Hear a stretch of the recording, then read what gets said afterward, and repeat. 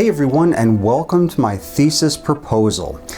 I was going to record this when I did my thesis proposal defense, which was yesterday, but yesterday, not when you're watching this, yesterday while I'm recording this. But let's just say it ended up not happening, and it is of course all my fault. I felt terrible about that because I really wanted you to see it when it happened and how it happened. So that sucks. But upside is that I now get to record this and we can have some fun with it. So let's get started.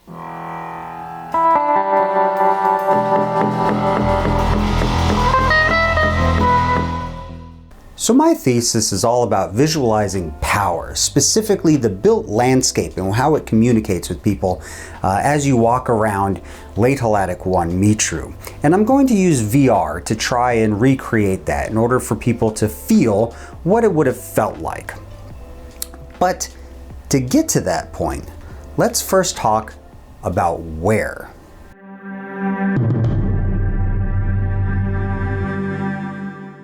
This is Greece. And as you can see, I have labeled Mycenae, which is the powerhouse basically of Mycenae in Greece, hence why we call it Mycenae in Greece. And I've also got Athens there because most people know at least what Athens is. So you have this idea about where these things are. Mitru is up there towards the north of Athens. And really when we talk about central Greece, it's in the upper sort of northern part of central Greece. Like so. So you see the Euboean Gulf, and Mitru sits right there in the North Euboean Gulf. It sits in this sort of protected bay, and this is Mitru here. Mitru is about 400 meters north to south and about 150-ish meters or so east to west. But this is not what it looked like during the time period with which we are going to explore. In fact, it looked a little something like this. This is a representation of what Mitru may have looked like, or sort of looked like, or at least gives you an idea of the extent of things. That yellow line is the coastline. That's how low the ocean was at the time. The red line follows the sort of prominence of what is now an island, but back then was a peninsula. So if this is what it looked like-ish back then, what is the back then that we're talking about?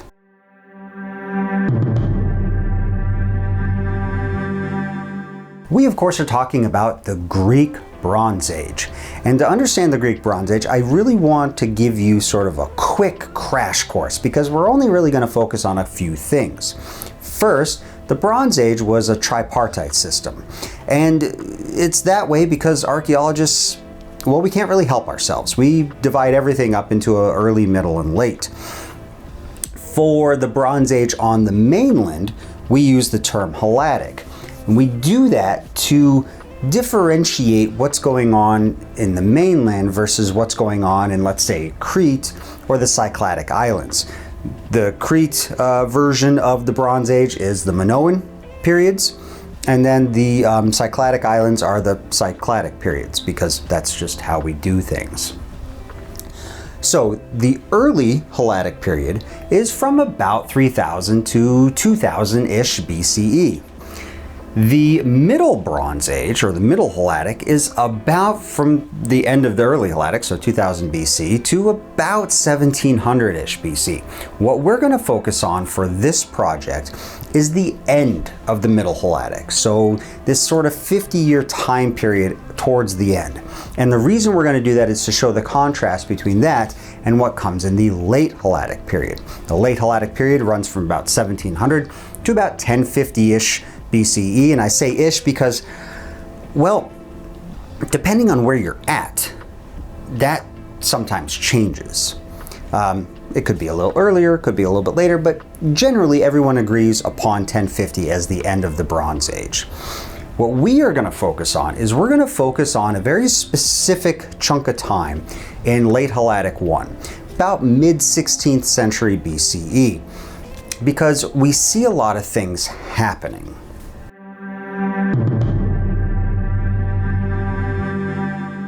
So what's going on at Mitru in the Bronze Age?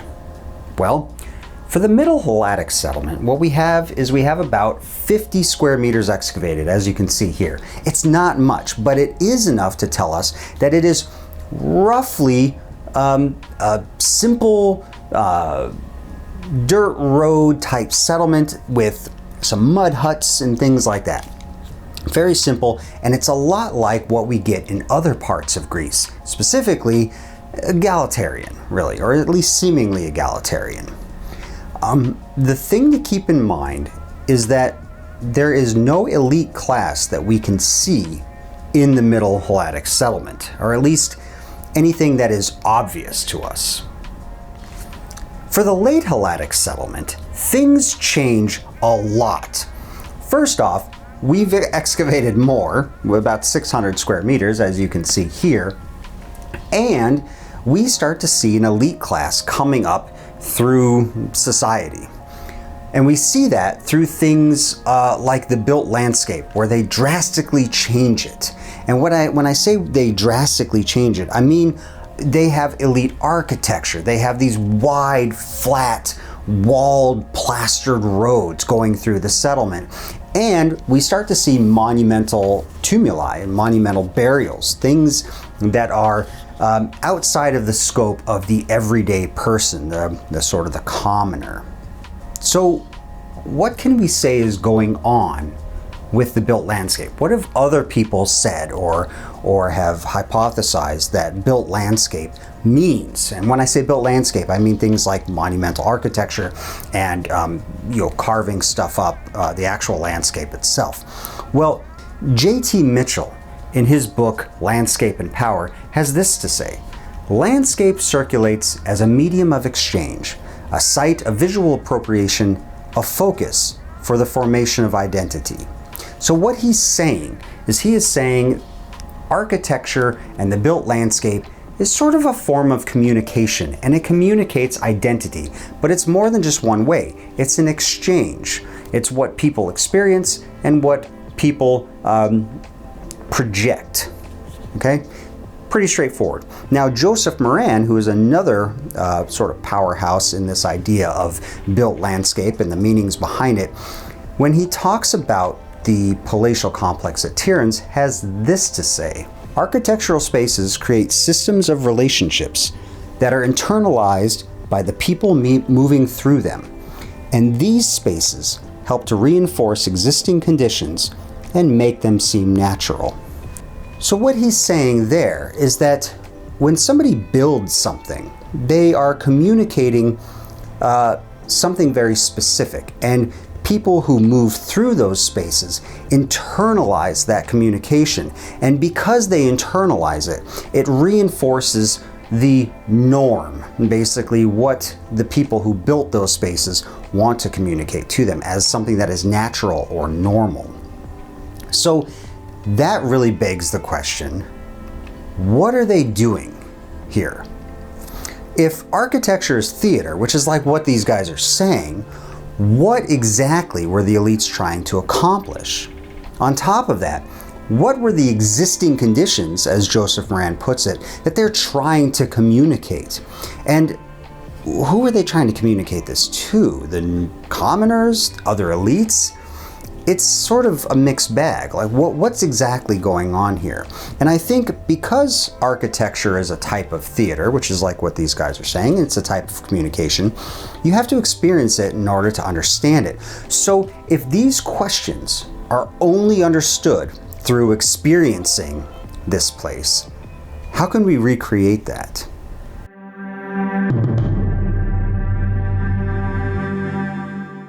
That's right. Reconstruction. But not all reconstructions are the same. For example, we have the physical reconstruction.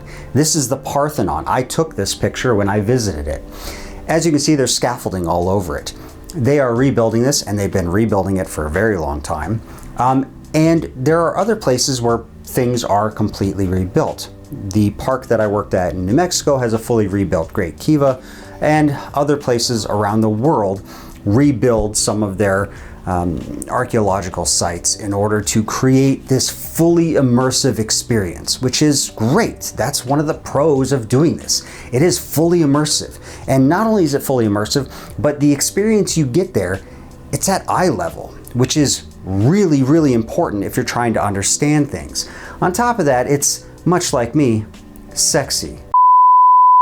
The cons, however, to this are, well, it's expensive. It's incredibly expensive, and it's time consuming. They've been doing this for years, and they've been spending an insane amount of money to do this. And granted, the payoff is going to be great, but this takes a long time and a lot of money. On top of that, when you physically rebuild something, and years later, it comes out that something was rebuilt incorrectly through new research or whatever, to change something that is already built is very hard. It's nearly irreversible once it's built, because to change it, you have to tear down parts of it and rebuild again. Not ideal for the situation. However, you can recreate something, a physical recreation, without going to this extreme. You can use models.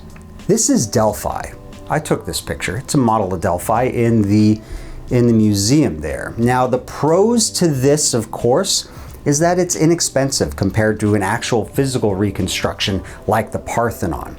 It's also a lot quicker. Making a model like this is significantly faster than rebuilding the Parthenon, and it's easily changed if you get something wrong. It's just a model. You can fix it. You can sandpaper some stuff down, add some things, whatever you need to do.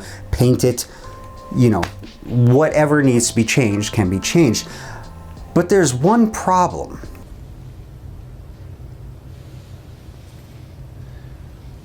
What is this? A center for ants? Exactly. Yes, that is played up for laughs. I mean, it's a comedy, but it does show the inherent issues with models. Models of structures, not male models. There's problems with them too.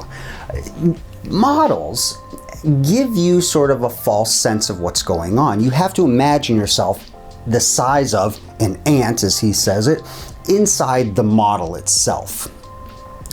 So it requires a certain amount of imagination, and when you have those, when you have to use your imagination to think of yourself in that situation, you are imagining the experience, and that experience is tainted by, well, your own mind, your own experiences in the real world. And we want something that's a little bit more pure, a little more truthful.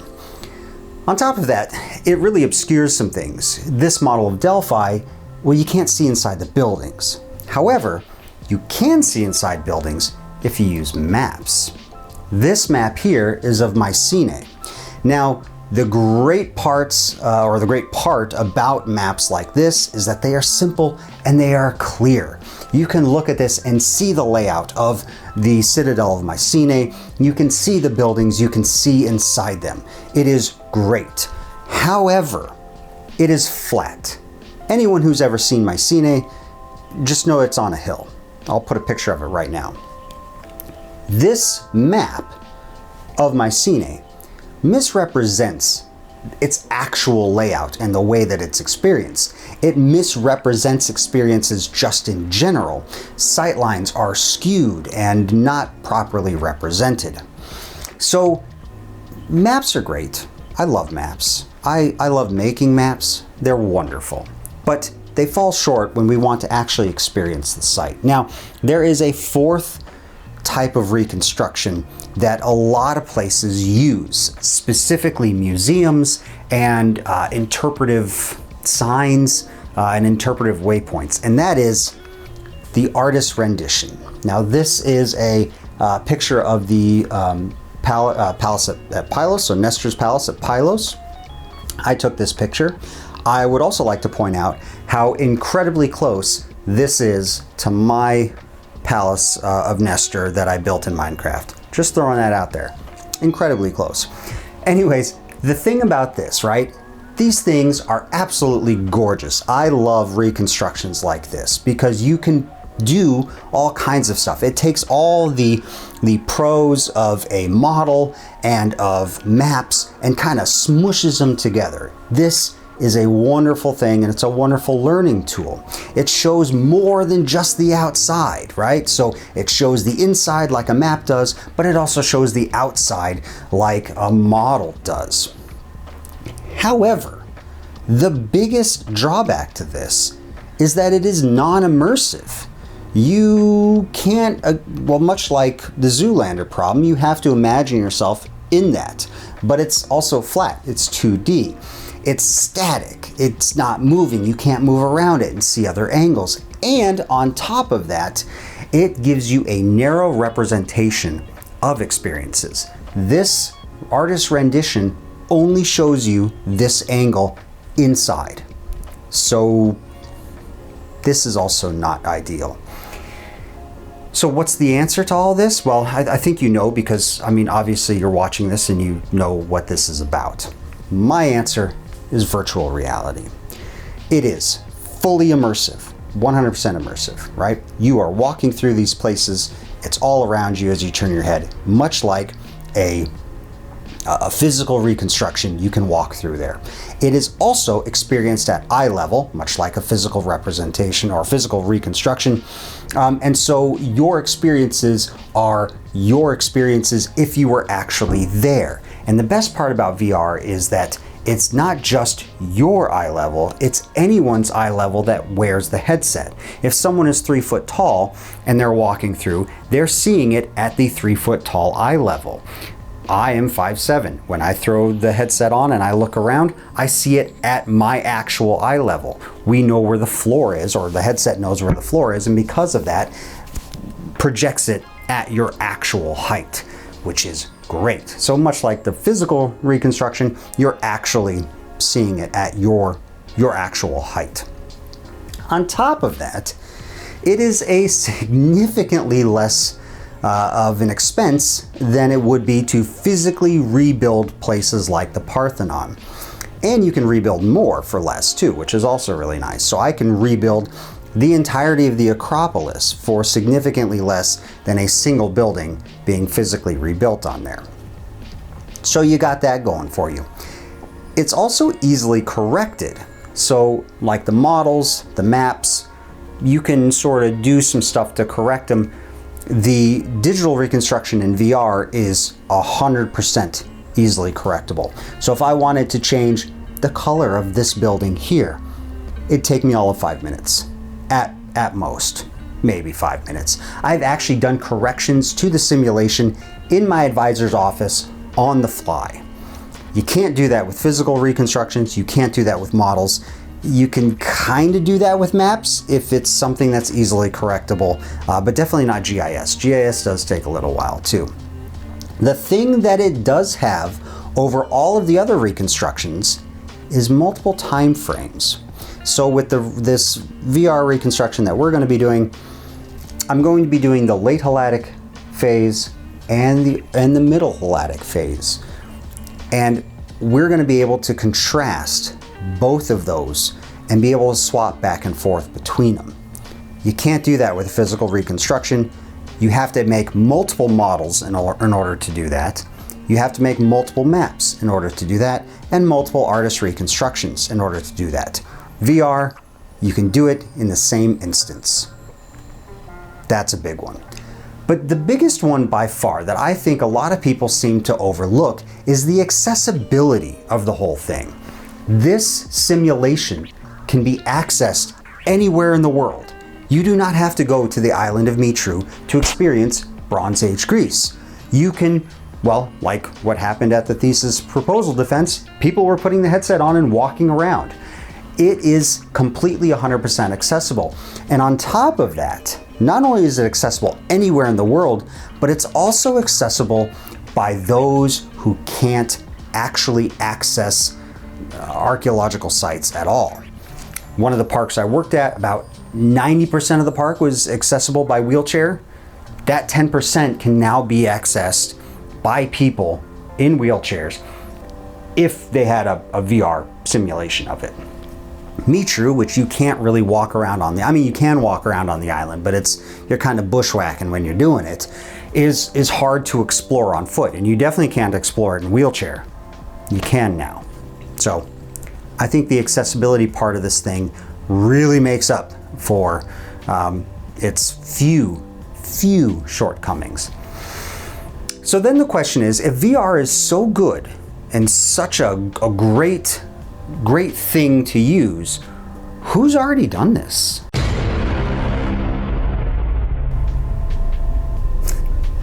All jokes aside, that's not necessarily true. There are people who have done plenty of other VR stuff. And I looked into it, and I really sort of dug deep into all of these other VR reconstructions. And to be honest, I was a little unsatisfied with the current options for various reasons that I'll get into right now. First, you get educational stuff. And there's nothing wrong with educational VR content, nothing wrong at all. However, the problem that I had with it was that it's overly curated. So the idea is you start here, you go here, you do this, you go here, you do that. I'm not about that. I think if you want to learn, you should wander the site, and if you want to understand something, maybe then it's offered in a little bit more of a natural way, an organic way. Think about when you go to a national park and you walk one of their interpretive trails. They have waysides, right? They have, signs there that tell you about something. You don't have to read that. It's non-intrusive. It's just there. It's not printed on the wall of wherever you're going, right? It's not stuck right in front of your face that you have to read it or you have to exit out of it. It's there, it's passive. If you want to learn about it, you can. And I think that's one of the biggest hurdles to overcome when we talk about educational VR content, is that it's really sort of overly curated, story-driven, on-rails type of experience. Another issue which sort of goes along with that is this sort of non-free roam type of experience, this non-immersive experience. Think of this like Google Street View. You've got the little circle with the arrow, much like what's in this picture here, and you click on that and you sort of zoom right to it. That is what you experience with this. That's not really immersive. You should be able to walk around and see things at different angles. If you go to an archaeological site, a lot of times you're restricted to the trail because we don't want to damage the archaeological site. Well, this is digital. You don't need to worry about damaging the archaeological site. You should be allowed then to walk wherever you want, within the bounds, of course, of the simulation.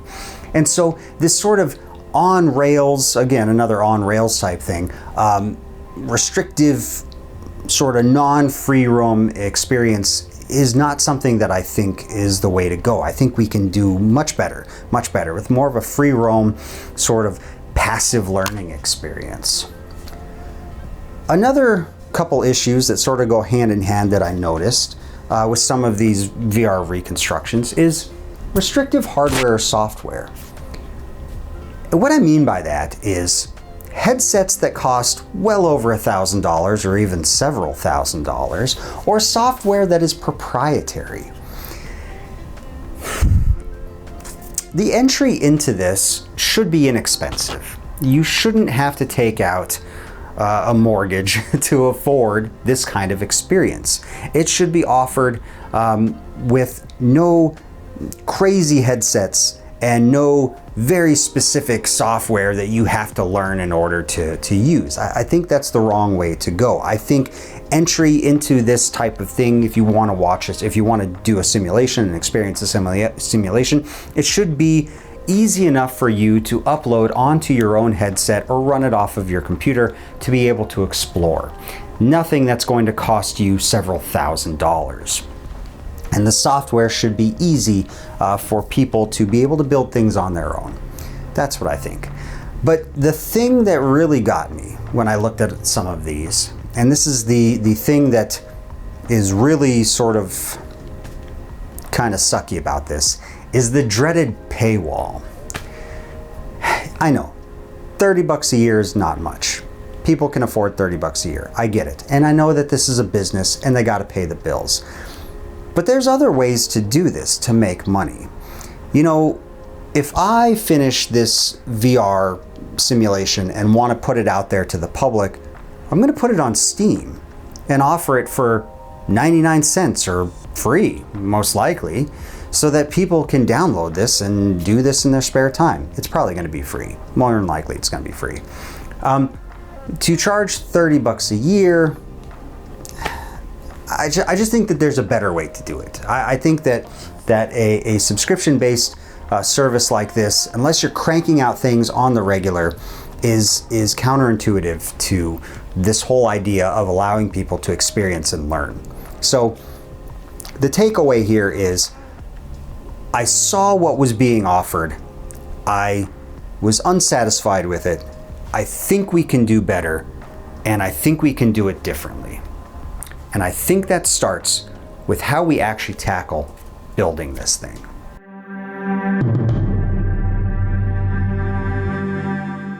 So the software I'm going to be using, if some of you have been paying attention to the channel, is Blender. That's what I'm going to be using to sculpt.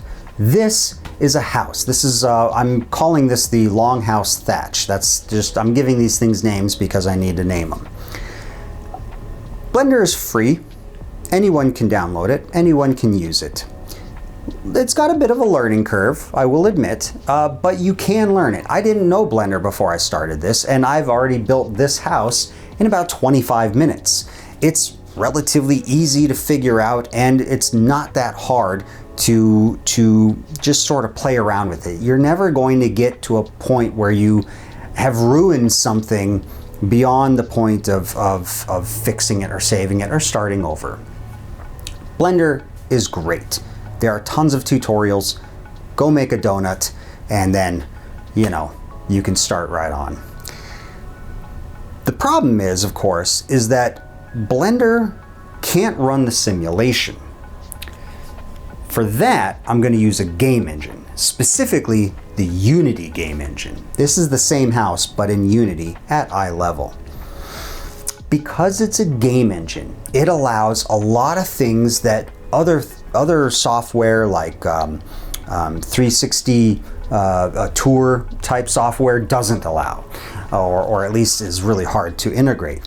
It allows things like interaction, animations, NPCs, and of course programming with them, audio, all of this stuff that's going to add to the immersion of the simulation. All of that stuff is already built into the Unity game engine. It's just sort of a plug and play thing, and there's a lot of free stuff out there that helps you with this. For example, animations, I go to Mixamo and I download free animations and free characters.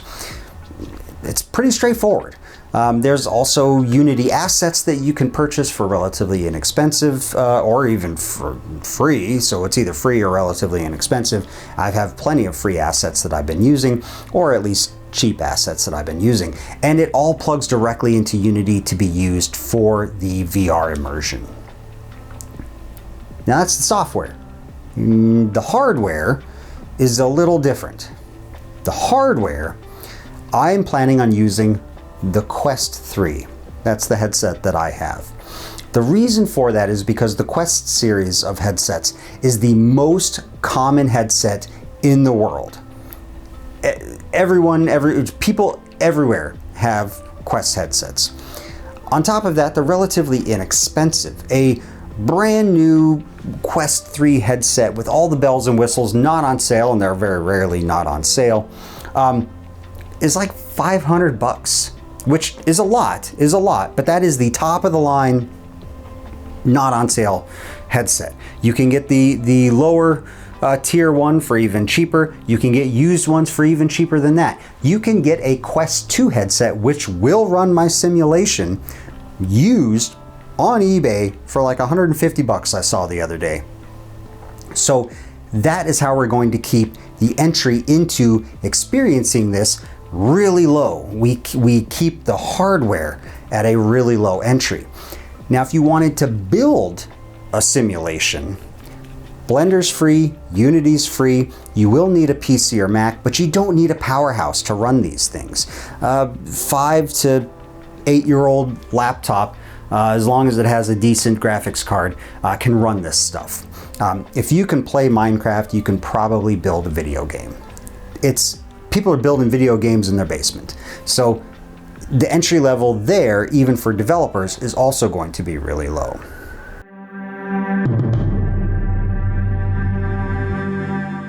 So let's talk about how I'm actually going to be building this, or how I have built this. I start by using the 2004 to 2008 excavation plans. This, you've seen this already. This is the late Halladic 1 excavation. You can see all of the places that they excavated. I then also like to use, or I have been given, the state plans of certain buildings. This is building D. I use this state plan to build building D. You'll notice that the resolution is really low on this. That's because this is unpublished. I have to blur it a little bit for YouTube, but this is building D. I've also taken some of the excavation plans and stitched them together like this one to make building H.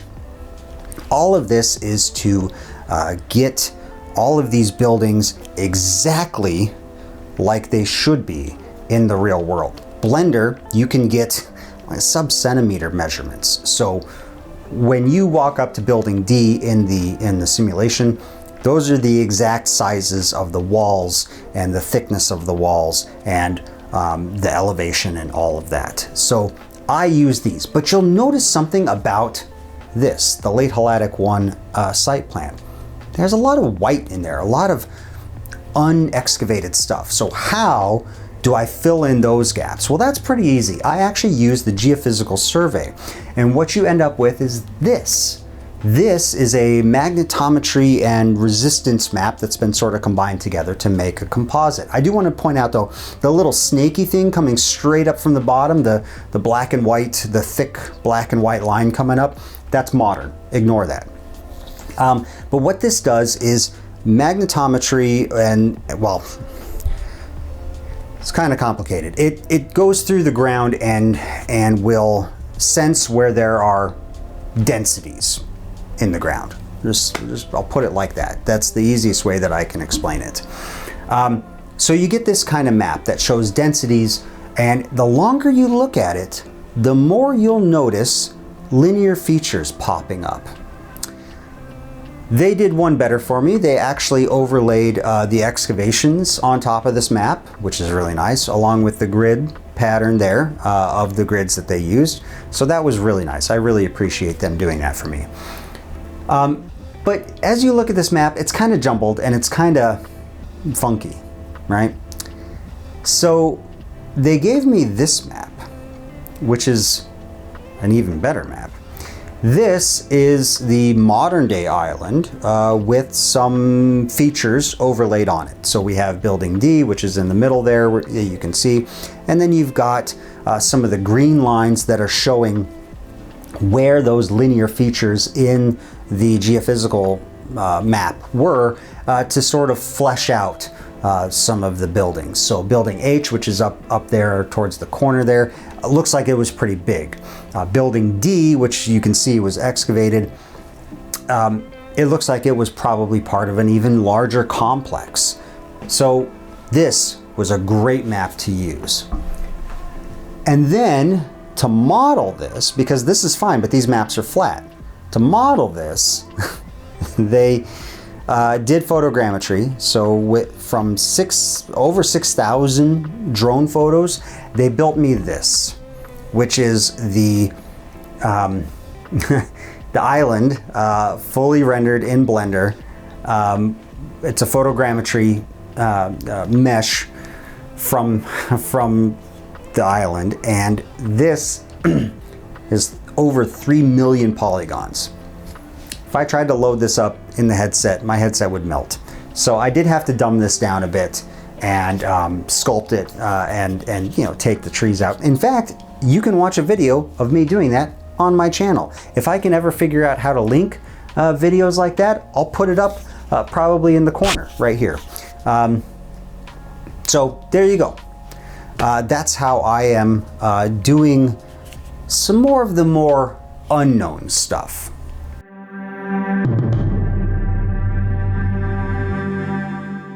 So that's the million-dollar question. How do I reconstruct this place with only fragmentary data? Well, let me show you something. This is the Late Helladic 1 settlement map that you've seen before, but you'll notice these other two pictures that are here.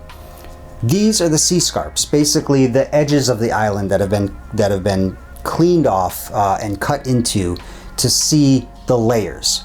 And one of the neat things about that is that they actually came across the roads as they exited the side of the island. Remember, in archaeology, most things are buried because, you know, accumulation of dust and stuff like that. You get these things buried. So we have the ends of the roads. And if you look at the Late Helladic 1 site map, we actually have the beginnings of those roads as well. So we can infer that those roads are straight all the way out to where they exit at the sea scarp. That is how we get the map of the roads. So now what we do is we take that road information, we plug it into this, the composite map, and then I start looking over the composite map, looking for densities and linear features to be able to fill out the rest of the areas that were not excavated. And I end up with this lovely piece of fine art, modernist art. This was just quite literally me printing out the composite map and then going over it with marker and finding some of these sort of boxy shapes and saying, hey, that's probably a building. Let's make it a building. Yeah, I know. It's a little dicey, right? When it comes to true science, you know, you're kind of guessing about this. You're kind of making some inferences, but I think it's a safe bet to say that, oh, if we have a really dense grouping of angular features, those are probably walls, especially when we do the geophysical survey in the places that were then excavated and we find those walls that match with the geophysical survey. It is a safe bet to say, look, we've shown that these walls, these linear features on the geophysical survey match up with walls that we excavate, so we could assume that the rest of the island is the same way. So that's how we do that. Now, it gets a little more, it just gets tougher at this point to try to figure out how you go from the known to the sort of inferred to the more hypothetical, right? So let me sort of walk you through this. So you've got this map here, right, which is the one that I drew up. You'll notice that there's a plaza in the middle there where two roads meet and there's this big square. And you're probably thinking, how did you come up with that? Well, the geophysical survey shows the two roads from north to south and south to north, and they line up, well, they don't line up with each other. They kind of are skewed like that. And then there's this big empty spot in between them. Well, here's Castro Calipoli. You'll notice a linear road running from the north to the south and a linear road running from the south to the north, and this big empty spot in the middle. That's a plaza. So Castro Calipoli, which is actually pretty close to where Mitru is at, really close to where Mitru is at. This is what it looked like around the same time period. It's semi-contemporaneous. We can make the assumption that ideas are freely flowing through these civilizations, so we're going to go with that. Backing that up a little bit more is this map of Damini. Damini, not Neolithic Damini like what I built in the Minecraft world. This is Bronze Age Damini. It's a little different. Damini here has elite roads. These wide, flat, very nicely maintained roads, elite roads, and they are walled. Now, we know that these roads at Damini were restricted to the elite only. There's a lot of testing we can do to figure that out. There's going to be some naysayers that say, well, you don't actually know that the elites used it. And you're right, we don't. What we do know is that they weren't used regularly by regular foot traffic like what you see with other roads that are heavily used, which means that not everyone was allowed to use it. And if you're restricting access to something, it's most likely you are an elite person restricting access to the commoners. So, or for the commoners. From the commoners, whatever. You know what I mean. So we have these walled roads at Dimini. Well, if you go back to Mitru, they did micromorphology analysis of Mitru's roads 1 and 2, and they found that the compression underneath those roads were not lining up with roads that are used for heavy, or actually for normal foot traffic, which means, much like Dimini, these roads were restricted use.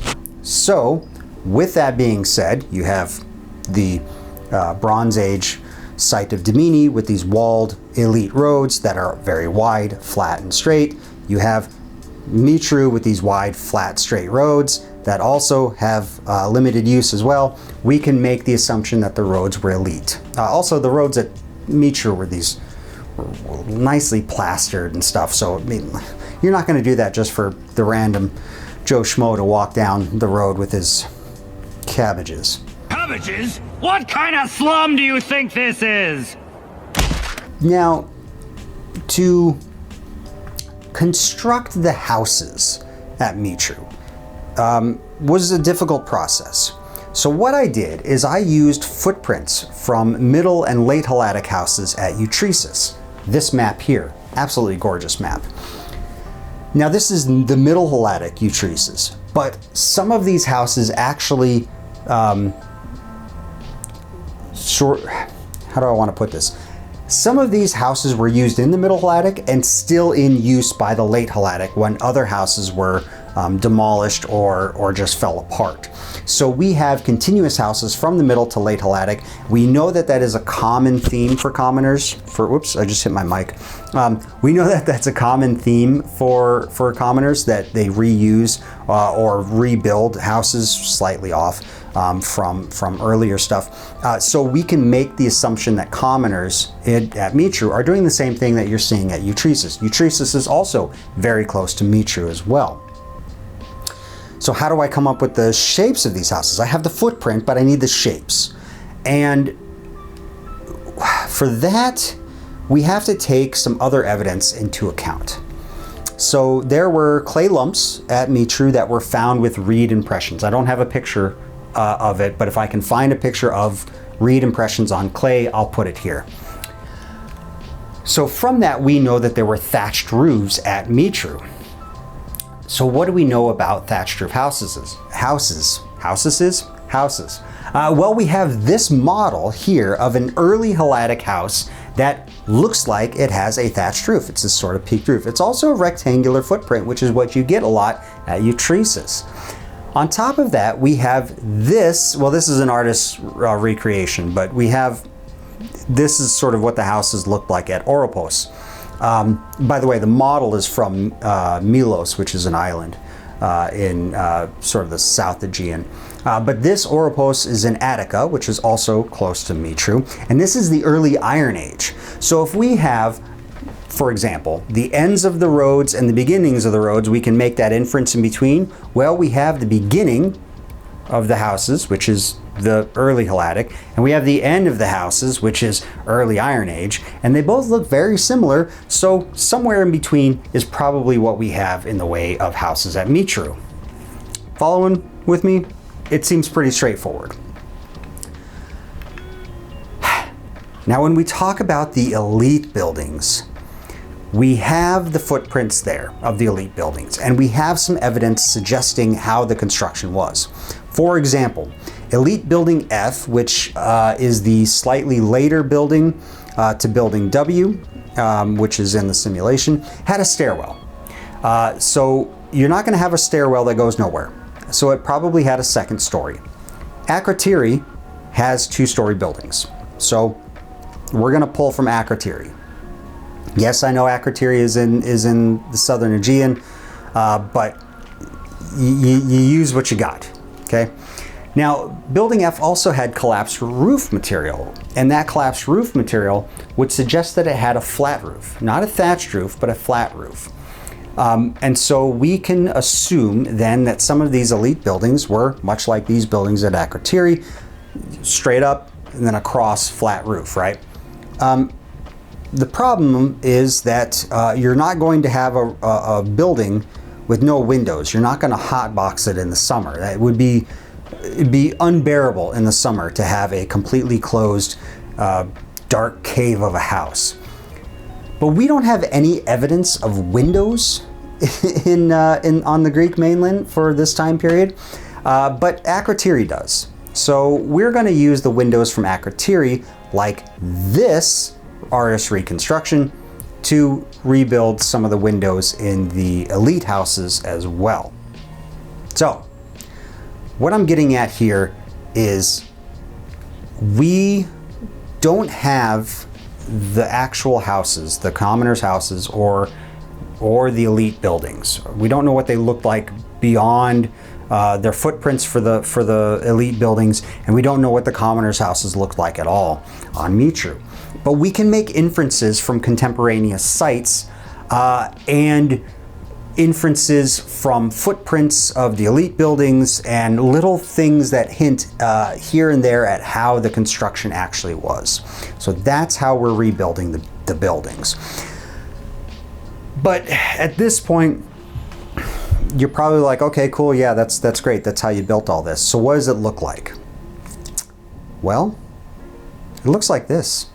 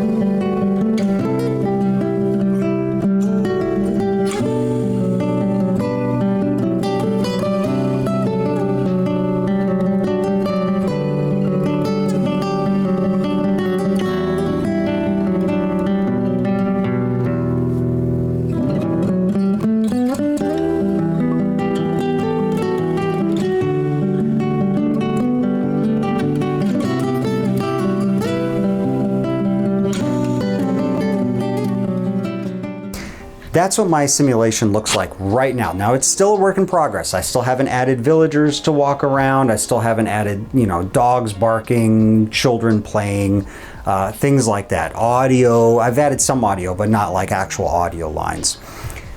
So that's where I'm at, my work in progress.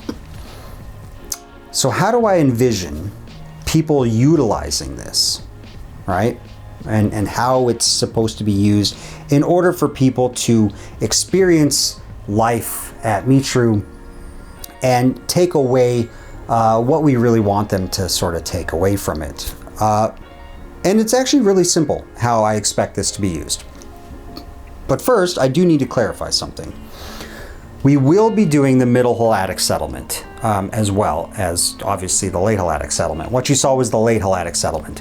The Middle Helladic settlement is going to be semi-egalitarian, so it's going to be a little bit more free roam. Not that the Late Helladic one isn't free roam, but it's going to be different. It's going to be different enough so that when you experience the Middle Helladic and then change over to the Late Helladic, you'll be able to feel those differences a lot more than if you just jumped into the Late Helladic not knowing. So that's the clarification I want to make there. Now, I expect people to explore these landscapes under the social rules of the time. So mostly free roam, freedom of travel in the Middle Helladic village, and then the Late Helladic ones, you're either going to be an elite person who gets to use the roads, or you're a commoner who can't use the roads and have to walk around, and you can't access the elite buildings. If you're an elite person, you can access the elite buildings and you see things that commoners wouldn't be able to see.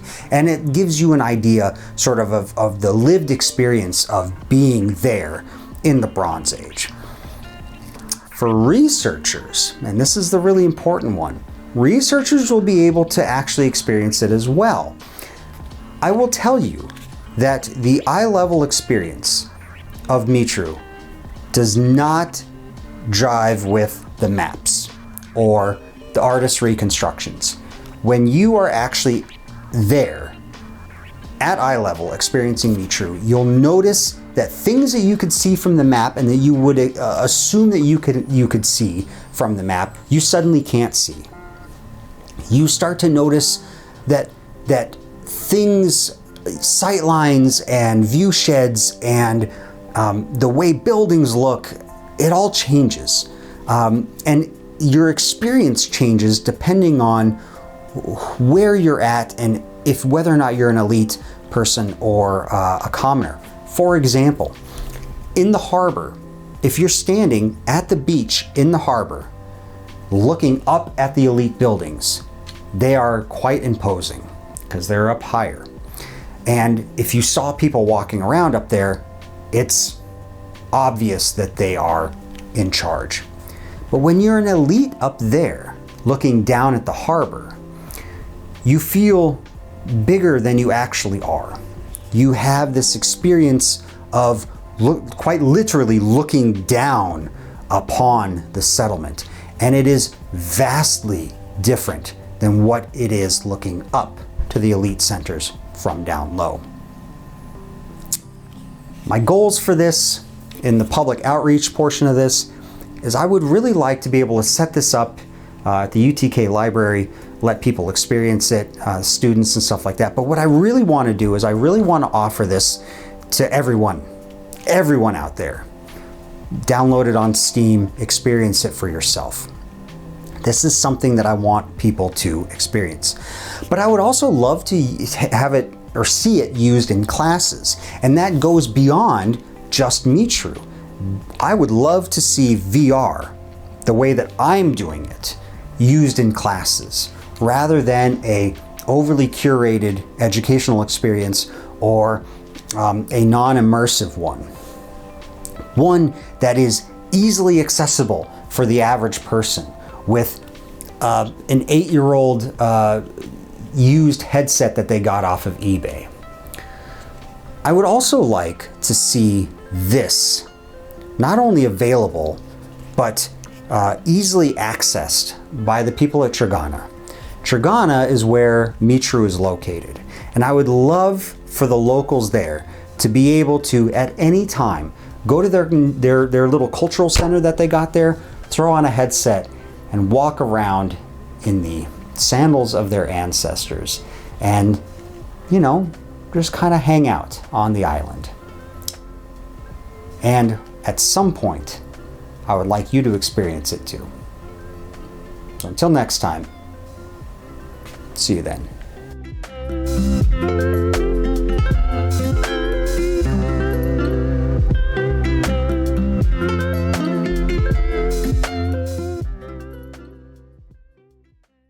The center has to be at least 3 times bigger than this.